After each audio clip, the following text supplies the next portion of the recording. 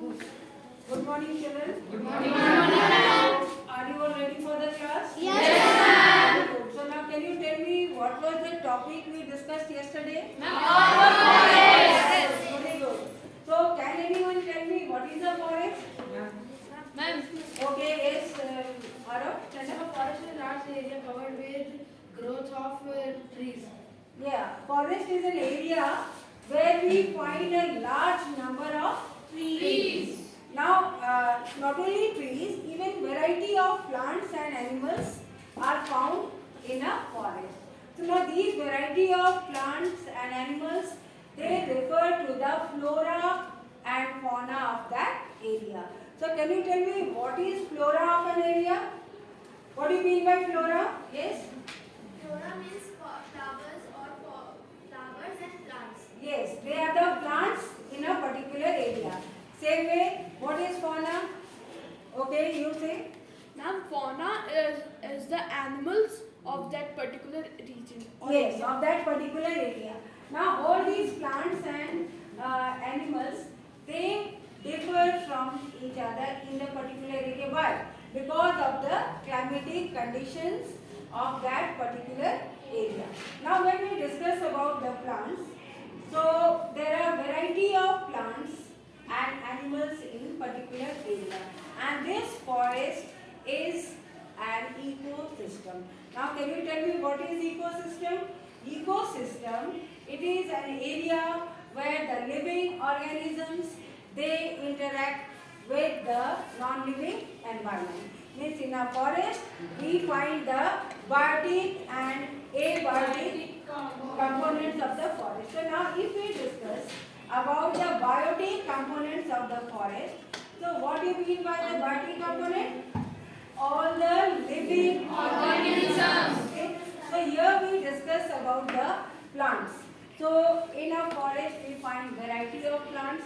So what are these variety of plants? One by one we will discuss. That is the biggest plant which we find in a forest.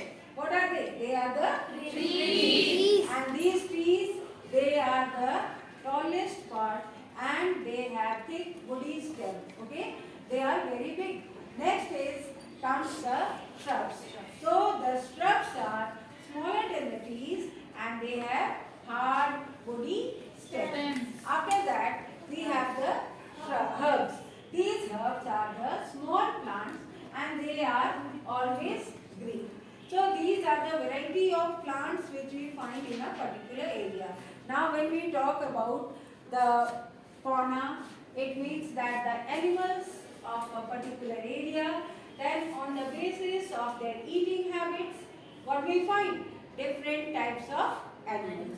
So the first one, they are the herbivores. They feed on the plants. Yes. So these herbivores, they feed on the plants. And then the second group, what you find is Carnivores. And these carnivores, what do they do? They feed on the Animals. That is, they feed on the herbivores. And next group, what we find? Omnivores. Herbivores. They feed on both plants and animals. Very good. They feed on both plants and animals. Then we find the other group that is called the scavengers. So these scavengers, what do they do? They feed on dead animals. They feed on the Dead animals. And another group we find that is also the living organisms. It is the microorganisms which are also termed as the what? Decomposers. Why are they known as decomposers?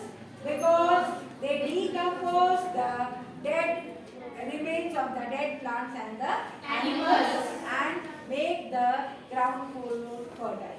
Clear? Yeah. Now we will come to the structure of the forest, as we all have understood about the various types of plants that are in the forest. So now we will discuss one by one about these structures of the forest. So now let us see this video over here and then we will discuss.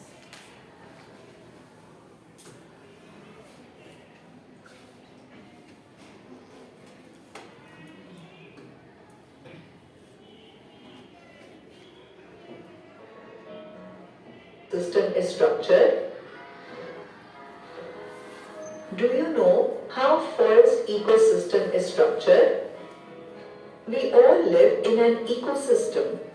An ecosystem refers to a functional unit of nature in which living organisms interact among themselves as well as with the surrounding. There are many kinds of ecosystems like forest ecosystem, pond ecosystem, grassland ecosystem are just few examples. Let us learn about all three of them. The forest ecosystem is in which trees are the dominant life form. Forest is filled with a wide variety of plants and animals. In other words, it is comprised of both biotic and abiotic components. So here we see, we discussed about the biotic and abiotic components. Now, can you tell me what are the biotic components of the forest? The living organisms. Okay, very good. So, what are the living organisms? Yes, they are the plants, animals, and the microorganisms. Okay, and the non-living part is what? They are the soil, temperature, sunlight, air, water. So all these are there. Now just say for example how they are interdependent to each other. Can the plants live without soil? They cannot grow without the soil. So plants need the soil to grow. And if the plants will not grow, they cannot bear the flowers and the fruits, and we cannot get any food. So these two components are interrelated to each other. They are dependent on each other. The forest ecosystem is structured into 4 different layers, namely emergent layer, canopy layer, understory layer, and forest floor.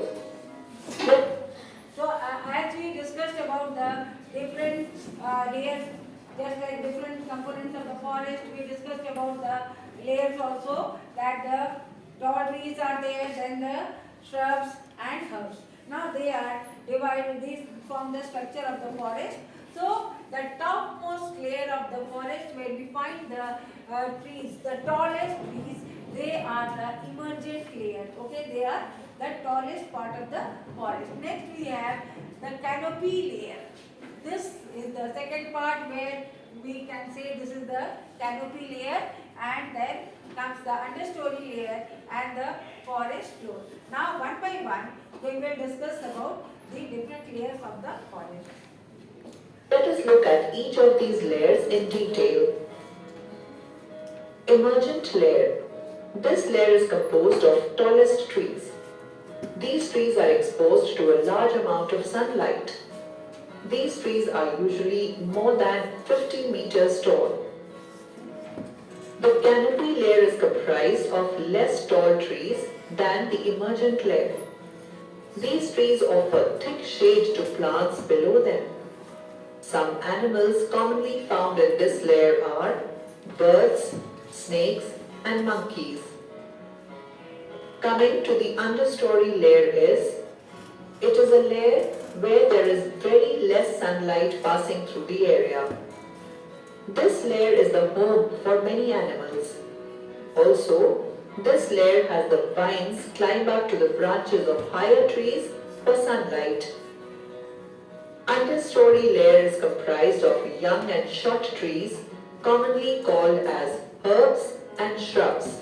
So when we come to the Herbs are understory layer, so in that understory layer we have the shrubs also and the herbs also. So these two layers, that the shrub layer is also there, the herb layer is also there, they come on the understory layer. Okay.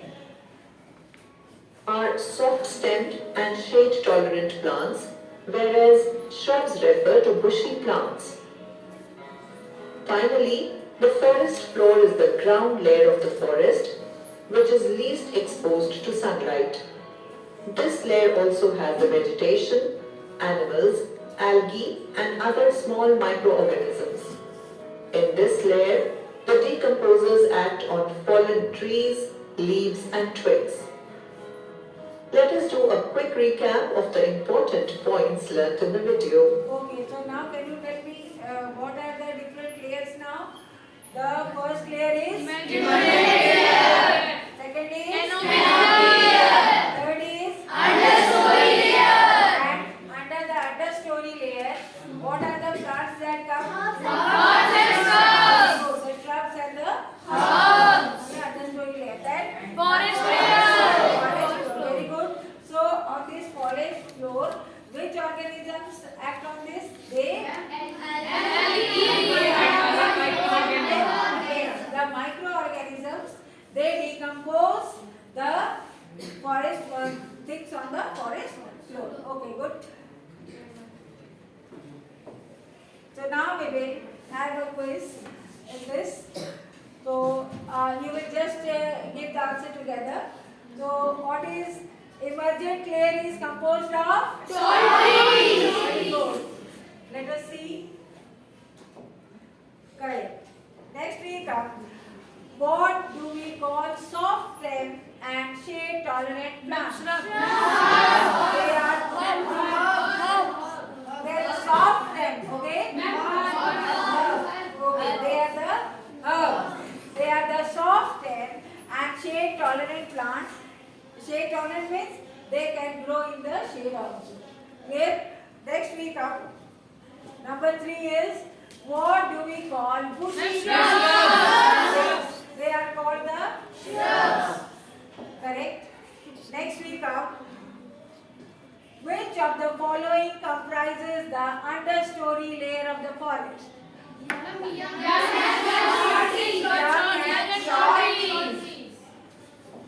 Okay, correct.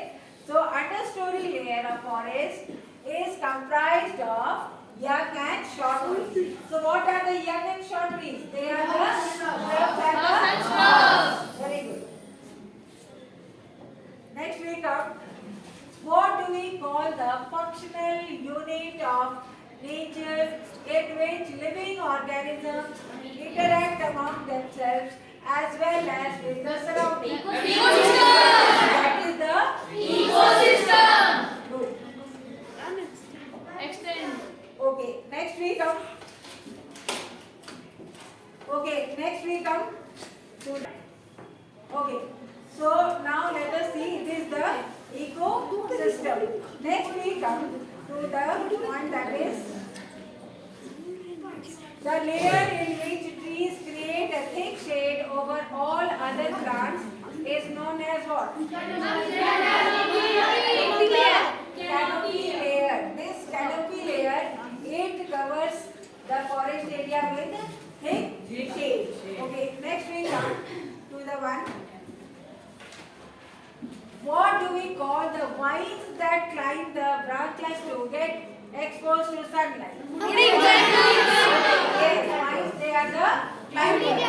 So it is known as the woody climber. Correct? Next we come. Which layer of forest is exposed to maximum amount of sunlight? Emergent layer is okay. Next we come. Number 9 is, which layer of forest is least exposed to sunlight? So this is the forest floor where least sunlight is there. And next we come. That is, in which ecosystem trees are dominant life forms? The forest system. Okay. So now I think so all of you have understood about the structure of the forest. Yes. So now we come to the next topic. Forest wealth. Okay. Forest wealth. So now let us see the video. The forests of India are a national treasure because they support a rich and vibrant diversity of species.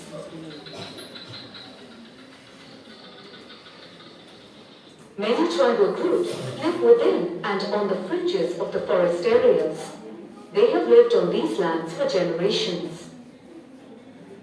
The forests provide them with fuel wood, wild foods and herbs, grazing for animals, wood for agricultural implements and house construction, and income from the sale of forest products. So why is the forest known as our wealth? Because we provide us with so many things. First of all, we get so many forest products. So what are these forest products? We get the wood, isn't it? We get wood also, then we get this honey is there, so many fruits are there, so many animals also depend upon the forest, and then we also get so many things from these animals also. So this forest is a great wealth for us. Okay, it is very helpful for us also. So we have to take care of the forest every now and then. Such as honey and wax, the forests have shaped their belief systems, culture, and identity. Despite their historic connection to forest lands, most of these forest lands belong to the government, and these communities have limited rights to the forest land and its produce. Many of these forest-dependent communities have been displaced on account of mega projects such as dams, encroachment due to mining, or on account of the reservation of forests as national parks, without taking into account the needs of the forest-dwelling communities. So here you see that the tribals, they constitute at least half of the total displaced persons in the country. Now forests, they provide us with so many things, and they are also very, very helpful for the tribal people. Today also many people, they depend upon the forest, isn't it? And we also depend upon the forest for so many things. When you will see your daily needs, day-to-day needs, now you are sitting on these benches, they are made up of wood, and we get the wood from the forest. You are reading and writing on the paper, so this paper also we have got from the forest. So all these things we get from the forest, and all the food varieties of medicines and everything we get from the forest. So here in this way, this forest is termed as the forest wealth. Ramu belongs to one of the many forest communities of Orissa. Let's hear his story. Our home was in an area that was once known for its rich forests. My family made a living making and selling small wooden toys and weaving mats. The forest gave us our food and we were seldom hungry. Our people have lived in harmony with forest creatures and protected the forest for generations. Now the forest is gone and there are only mines, factories and highways.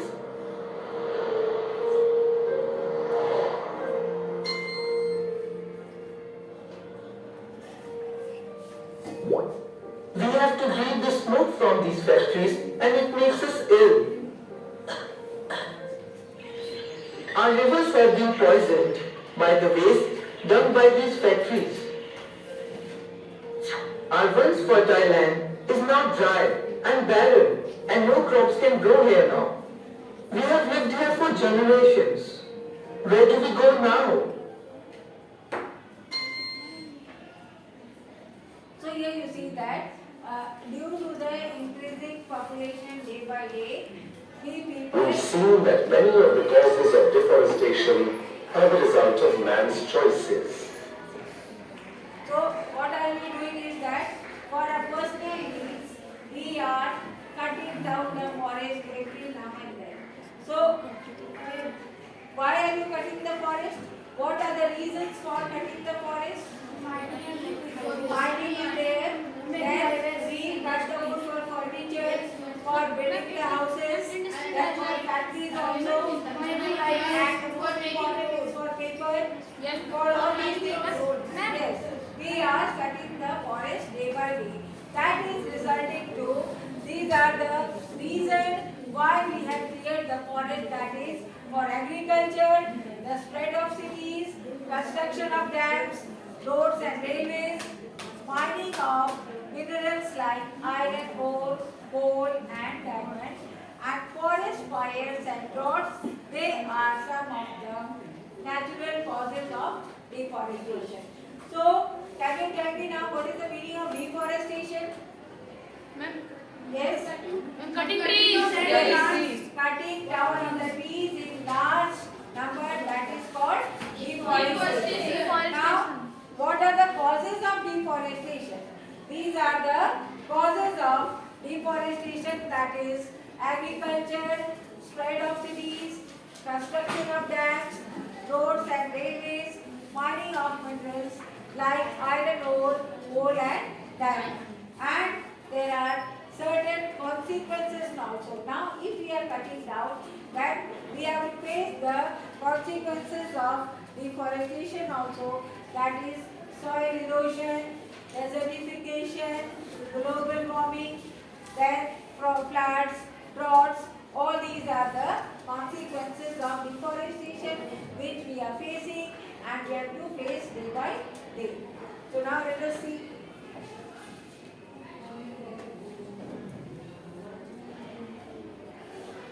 Trip to the forest. Let us have a trip to the forest.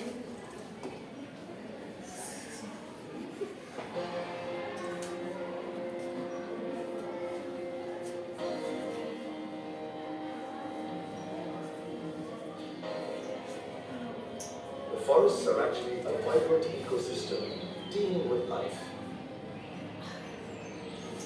They are home to an amazing variety of flora, fauna, and a community of people who depend on the forests for their survival. They form an intricate web of life, a finely balanced and interdependent ecosystem You can see the in which variety each of species plants and has an important animals role. and the tribal people in the forest. Watch carefully how many different creatures you can spot.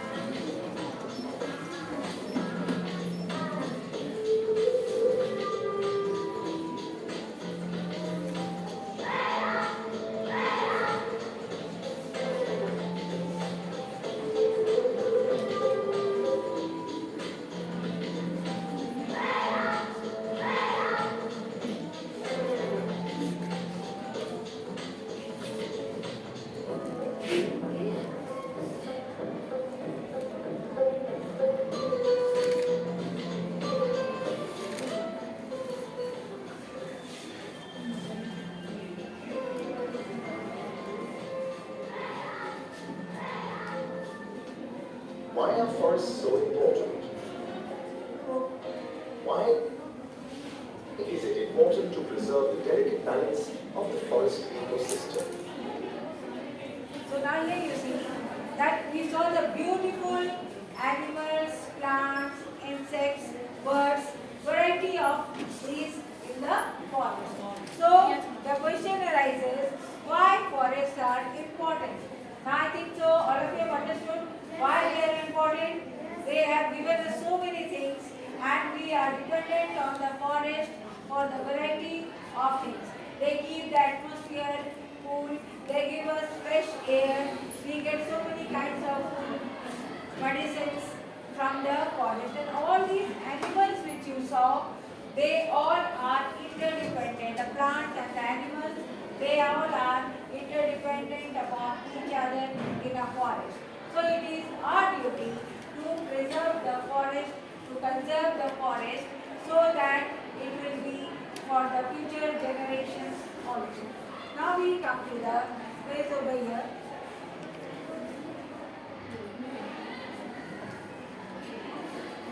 Okay, let us see now. Which of the following items is not obtained from the forest? Salt. Salt. Yes, we do not get salt from the forest. Next is, which among the following is not a function of the forest? What does the forest not do? To bring flood. Forest does not bring the flood. Okay? It will stop the flood. And so it is not here. Next we come. Pick the odd one out. Chicha, bamboo, gulmar and tree. So gulmar is the odd one. Next is, when branches of tall trees form a roof over other plants, what is it called? Canopy. It is called a canopy. Very good. Now here we have, which of the following is a forest tribe? Yes. South Indians, North Indians, it is the okay, good. And next is, which of the following adventures cannot be done in the forest? Traveling cannot be done in the forest. Okay. So here we have completed by now. All of you have understood Yes, about ma'am. the ecosystem and the importance of the forest. Yes, ma'am. Why these forests are important for us. Next, we come to the next topic. Forest well in preventing environment. So here, what is the influence of the forest? Influence of forest in water cycle. Okay, what is the importance of forest in the water cycle? Forests filter, absorb, and recycle water, playing an important role in the water cycle. The forest canopy and layer of fallen leaves on the forest floor protect the soil from the harsh sun. This prevents it from drying and hardening and keeps it permeable, so when it rains, it absorbs water like a sponge.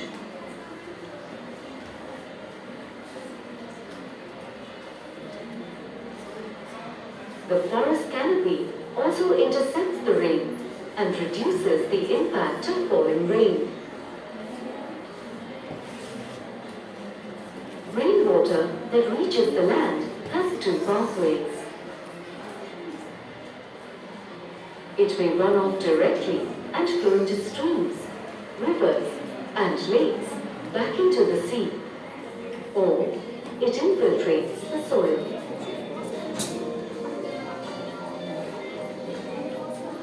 Rainwater infiltration in forests helps regulate the water table, which is the area underground where water has completely filled the spaces between rocks and soil particles.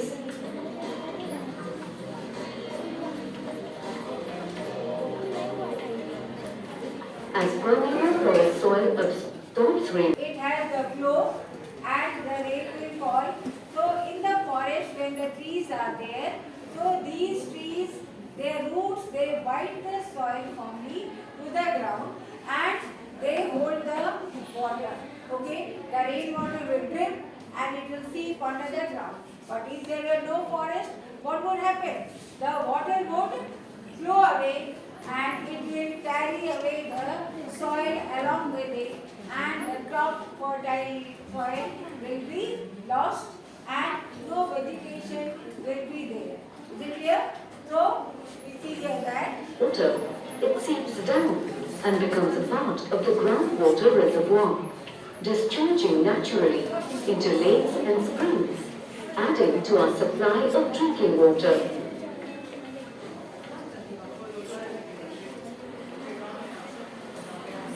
Tree roots also act as a watershed, absorbing and storing water during floods.